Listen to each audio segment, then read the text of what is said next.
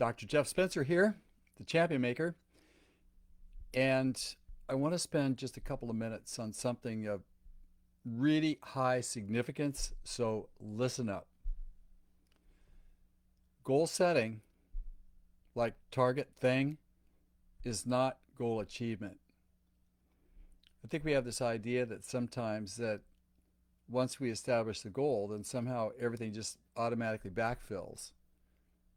Well, that's not exactly the way that it works because the goal is the thing.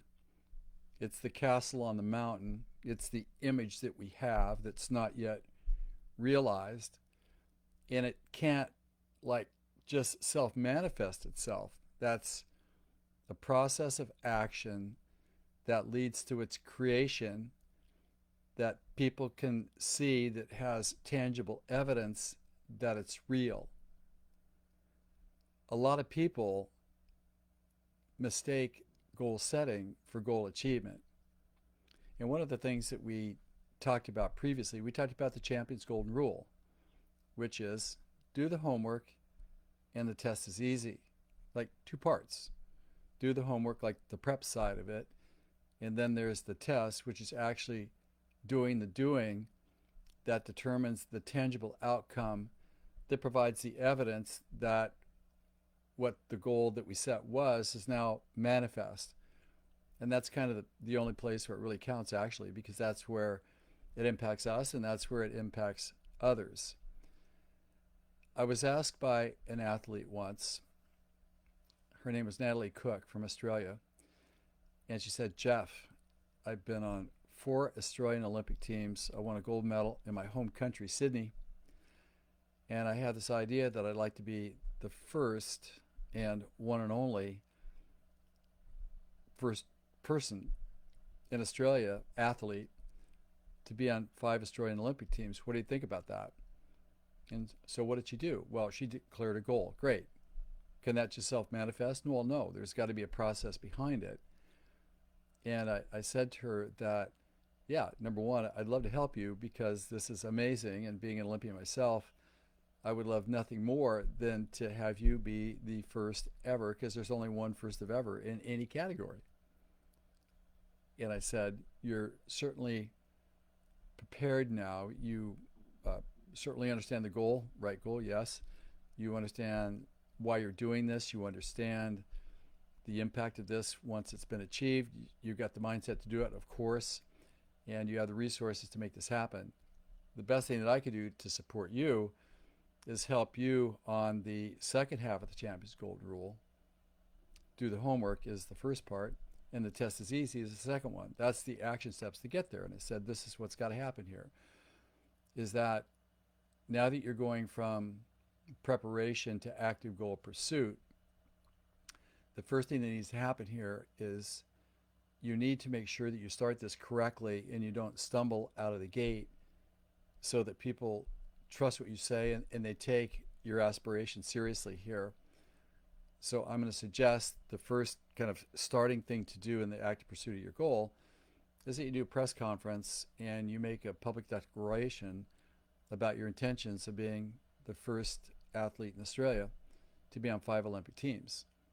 And that's your first target. We'll call that liftoff, meaning that the goal becomes real now because we've now declared it.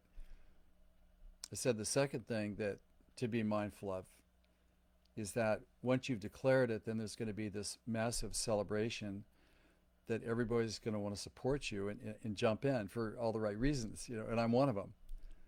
And just kind of know that at that point, when you have this euphoria, it's really easy to spend time doing things that don't directly translate to forward progress and to get sloppy on the details of scheduling and holding firm certain things that have got to get done because in our own mind when we have this declaration, this injection of people's enthusiasm, we kind of think that, well, how can I lose right now? I can definitely make this happen.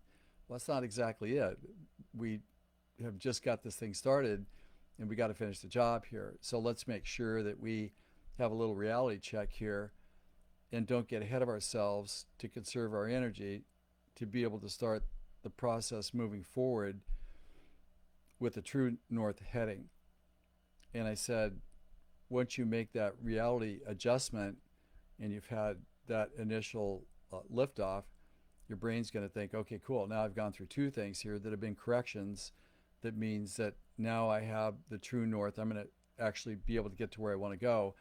I said, well, that's not exactly the way it works. Is that the next thing now is what I call the daily grind, where now you got to do the action steps, and it's going to take time. I mean, the Olympics is no easy feat, and there's going to be travel. There's going to be challenges with people. There may be challenges within your own relationships about the time that you're spending pursuing this. And the daily grind is a place where sometimes you get to where you just don't know if you've made the right decision, and you have second thoughts and doubts about yourself to be able to manifest this. And of course, that's exactly what happened. She was traveling the world with her beach volleyball partner in the process of looking to gain a berth on the Olympic team to be the first of five. And there was a point where she reached out and like, I don't know if I could do this. I burn out. Maybe I should just quit like right now. And we spoke about that in advance. So when it happened, she said, oh, okay, I get it. I can stay in the game long enough now that I get it. I just needed that perspective to stay in the game. And now I believe I can do it. Meaning that I kind of know I can, but I still have a little bit of doubt here. I said, well, that's great. The next thing you need to be prepared to do is that there needs to be some breakout performance that confirms to you that you can actually do this to become first of five, getting chosen by the Australian Federation to actually be the representatives in the Olympics. And with that, I said you have to determine and specifically name an event that when achieved is the equivalent of what's required to be chosen to be on the Olympic team. And there was a particular team that they needed to beat, and there was a level of play that was required that would take them from believing they could do it to knowing that they could do it. And once they accomplished what that specific, we'll call it a goal within a goal was, is that they knew that it was basically over. And then I said, well, the next thing is to make sure that you don't get too greedy trying to get too much too soon or get to the finish line to get chosen too quickly, because you can stumble, and if you stumble at the very last second, then you may not get chosen. So let's make sure that you pace yourself well to keep the standing of confidence that the governing body has in you because of what you displayed. And until you get chosen, we can't consider it to be over. And therefore, they progressed to a point where they ultimately were chosen, and she became the first of five, which is just amazing. But say that was by design. There was a prescription that was applied to this.